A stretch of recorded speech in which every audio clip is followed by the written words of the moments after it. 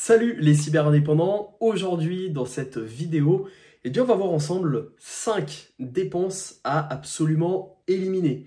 Donc là aujourd'hui, on va dégager pas mal de trucs que vous avez en prélèvement, peut-être automatique ou des achats que vous faites, mais qui sont vraiment à éliminer si vous souhaitez faire des économies, si vous souhaitez pouvoir épargner, investir dans un projet qui vous tient à cœur, ou tout simplement avoir plus de liberté dans votre vie future. Alors on va commencer sans plus tarder avec vraiment la première dépense absolument éliminée. Celle-ci vraiment, voilà, je la déteste. C'est les abonnements inutiles. Alors un abonnement inutile c'est quoi? Ça va être des services tels que des magazines, des services de streaming vidéo, des clubs de sport, bref, tous les trucs en fait qui vont être en prélèvement automatique sur votre compte et des choses surtout dont vous n'avez pas l'utilité. Alors, si vraiment votre petit kiff c'est un petit Netflix le vendredi soir ou d'aller à la salle de sport, vraiment si vous l'utilisez, ne le supprimez pas, allez-y, profitez-en. Évidemment, puisque vous payez pour un service,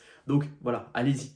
Mais souvent, on a tendance à accumuler des services, des choses, des abonnements, des trucs, et en fait, on ne s'en sert pas. Donc c'est pour ça que vraiment, prenez le temps de bien vérifier, en fait, qu'est-ce qui est prélevé de votre compte, qu'est-ce qui sort de votre compte, et vraiment de couper court, couper net à ces abonnements inutiles. Donc voilà, tout ce qui est streaming vidéo, comme je vous l'ai dit. Donc si par exemple, vous avez un abonnement Disney+, que vous utilisez quasiment jamais, eh bien ça peut valoir le coup de le supprimer, justement, ça fait quelques économies. Pareil pour la salle de sport, si vous n'y allez qu'une fois par mois, au bout d'un moment, est-ce que ça vaut le coup de payer, je ne sais pas, 30 ou 40 euros dans une salle de sport? Eh bien là, vraiment, posez-vous les bonnes questions et auquel cas, vraiment, supprimez les abonnements inutiles, puisque c'est de l'argent qu'en fait que vous allez dépenser pour rien du tout. Et c'est quand même dommage. Ensuite, la deuxième dépense absolument éliminée, eh bien, c'est les achats en double. Alors, les achats en double, ça va être par exemple des choses qu'on rachète, mais qu'on a déjà. Alors, j'ai pas forcément d'exemples comme ça qui me viennent en tête, mais ça va être par exemple des trucs que on peut acheter en 2 fois, par exemple. Alors, moi, je faisais ça à une époque pour les vêtements. En fait, dès que j'aimais bien une coupe de t-shirt, ce que je faisais, c'est que je rachetais le même t-shirt, mais d'autres couleurs, en fait. Alors, on pourrait se dire, bon, c'est cool, tu as 2 couleurs différentes. Oui, mais en fait, c'est le même produit. Mais même pire, des fois, j'achetais exactement le même t-shirt en 3-4 fois, mais de la même couleur. Comme ça, je me disais, bon, voilà, au moins, comme ça, quand il y en a un qui est sale, je peux le remplacer. Ou si j'en abîme un, eh bien, je peux le remplacer. Donc vraiment, en fait, il faut éviter ces achats en double, parce que souvent, ça ne sert pas à grand-chose, et on a tendance à cumuler des objets, on a tendance à cumuler, en fait, non-stop, et franchement, c'est pas très utile, et ça fait une fois de plus des dépenses inutiles. Donc moi, ce que je préconise, et ce qui est important de faire, vraiment, c'est de faire en fait un inventaire de ce que l'on possède, de faire un petit peu un inventaire, de lister un petit peu ce que vous avez. Alors, ça peut prendre un peu de temps, mais voilà, vous prenez un après-midi, par exemple, et vous listez un petit peu tout ce que vous avez comme objet. Déjà, ça permet un petit peu de faire un peu un inventaire de vos possessions matérielles et de voir des choses qui ne sont pas forcément nécessaires de garder, ou même des choses qui peuvent aussi faire doublon. Là, par exemple, je vous filme avec mon iPhone. C'est d'ailleurs, je crois, une des premières fois que je filme mes vidéos avec un iPhone, il me semble. Eh bien, je me rends compte que la qualité de ce que j'ai vu un petit peu avant le tournage de cette vidéo, et je me rends compte que la qualité est meilleure que mon appareil photo que j'avais acheté qui était dédié à ça. Donc en fait, je me dis, je pense qu'au bout d'un moment, l'appareil photo, il va être revendu direct et je vais utiliser que mon iPhone pour faire des vidéos, puisque je trouve que la qualité est meilleure et je trouve même que c'est beaucoup plus pratique, beaucoup plus simple pour envoyer les vidéos. Il n'y a pas besoin de connecter la carte, de changer la batterie. Voilà, il y a plein d'avantages pour vous faire une vidéo juste là-dessus. C'est pas le but. Mais dans tous les cas, voilà, évitez les achats en double et évitez les doublons puisque ça sert également pas à grand chose. Faut se le dire honnêtement. Ensuite, troisième point, des dépenses à absolument éviter, eh bien ça va être les courses hors de prix. Donc il y a beaucoup de magasins, alors moi j'ai marqué des épiceries haut de gamme qui sont plus chères que des magasins discount. Oui, alors c'est évident, mais donc en fait c'est pour ça qu'il faut faire un petit peu attention. Donc là je vous renvoie sur la vidéo que j'ai faite sur comment réduire son budget course. Ça va apparaître en haut normalement de la vidéo ici. Je vous le ferai apparaître à ce moment-là. Donc allez voir cette vidéo, je vous donne vraiment pas mal de conseils pour réduire votre budget course.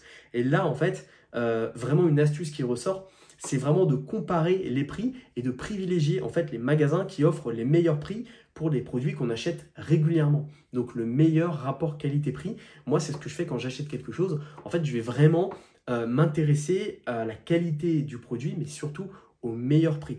C'est pas parce que c'est forcément cher que c'est forcément meilleur. Ça, c'est souvent, il y a souvent ce biais marketing là, c'est de se dire, bah voilà, je vais accorder plus d'argent à cette chose-là et derrière, ça sera meilleur. Mais en fait, bah, pas toujours. Donc, il faut vraiment se renseigner là-dessus. Ensuite, quatrième point, quatrième dépense à absolument éliminer, et bien en fait, c'est les achats impulsifs. J'ai eu l'occasion d'en parler plusieurs fois. Mais ça, c'est un truc qui revient souvent parce que, en fait, les achats impulsifs, c'est clairement une dépense à éviter. Un achat impulsif, c'est quoi?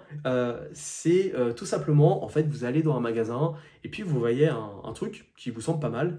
Et sans trop vous poser de questions, sans trop vous demander si vous ne l'avez pas déjà en double, sans trop vous demander si c'est trop cher, ou sans même vous demander si vous en avez réellement l'utilité, un achat impulsif, ça va être d'acheter donc cet objet. Et en fait, après l'avoir acheté, de se dire, bah finalement, j'aurais peut-être pas dû l'acheter. Donc, c'est important en fait d'éviter de faire des achats impulsifs et donc on va dire d'être proactif là-dessus et de se dire avant de craquer et d'acheter quelque chose, de se dire bah, est-ce que j'en ai réellement besoin? Alors, moi, il y a deux petits exercices que je préconise sur ça. Le premier, ça va être de tout simplement calculer le taux horaire. Par exemple, si vous êtes salarié aujourd'hui, que vous gagnez à peu près en net 10 € de l'heure, eh bien, ça va être de calculer combien d'heures vous devez travailler pour vous acheter cet objet. Alors, je sais, en fonction de votre situation, ça peut être déprimant ou pas, ça dépend.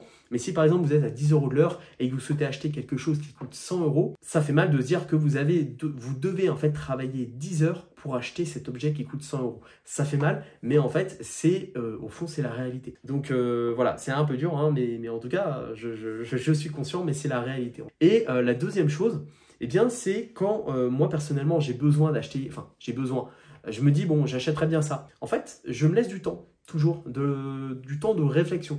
En général, je me laisse une semaine. C'est-à-dire que lorsque une idée d'achat me traverse l'esprit, je vais tout simplement me dire, ok, eh bien, je verrai ça dans une semaine. Donc, je vais me le noter quelque part. Et puis, dans une semaine, je referai un point. Et en fait, je me rends compte que 90% du temps, en fait, même au bout de 3 jours, même le lendemain, des fois, j'ai oublié ce que je voulais m'acheter. Ce n'est plus important. Donc, je ne l'achète pas dans ces cas-là. Par contre, si au bout d'une semaine, j'y pense encore, je me dis bon, c'est utile, etc., à ce moment-là, je vais l'acheter. Mais je me laisse en fait ce délai de réflexion afin de vraiment éviter de faire des achats impulsifs. Et en fait, je n'en fais jamais. Donc, c'est pour ça que je vous préconise de faire ça. Et puis également, lorsque vous allez rencontrer un professionnel pour X ou telle raison, une voiture, des travaux, etc., laissez-vous le temps de la réflexion. Voilà, c'est super important. Ça vous permet comme ça de réfléchir, d'être proactif à votre décision. Et puis, comme ça, vous serez, on va dire, pleinement conscient de votre décision à ce moment-là. Donc voilà pour ce point quand même assez important. Et puis, le cinquième et dernier point, la cinquième dépense à absolument éliminer, eh bien, ça va être les crédits, ce que j'appelle les crédits inutiles.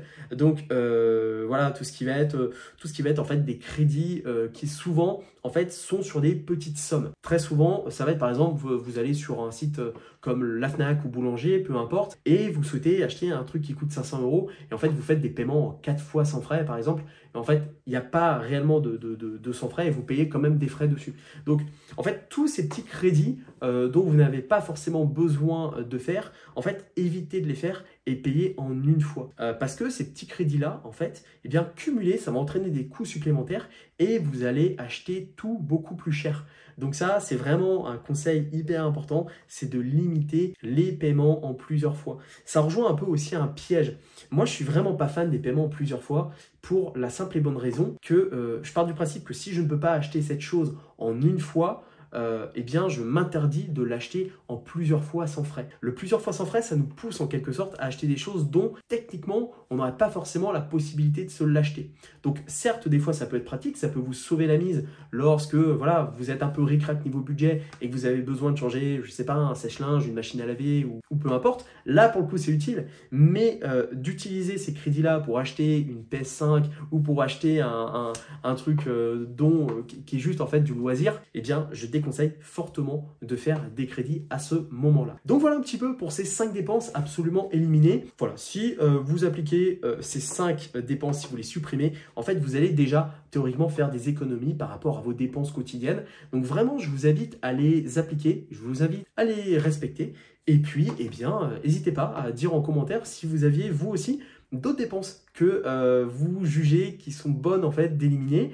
Si vous avez d'autres conseils, si vous avez éventuellement des choses à redire sur cette vidéo, n'hésitez pas. L'espace commentaire juste en dessous est fait pour ça. Et puis, si maintenant vous souhaitez lancer une activité sur Internet, si vous souhaitez être plus libre et plus indépendant, eh bien, je vous offre une formation. Elle est totalement offerte. C'est le lien juste en dessous dans la description. Vous avez juste à entrer votre email, à valider. Et puis, je vous envoie les accès à cette formation qui est totalement gratuite. L'idée de cette formation, c'est de vous montrer déjà un petit peu mes business. En fait, je vous montre un petit peu les coulisses, ce que je génère avec mes différentes activités sur Internet. Je vous montre tout de manière transparente.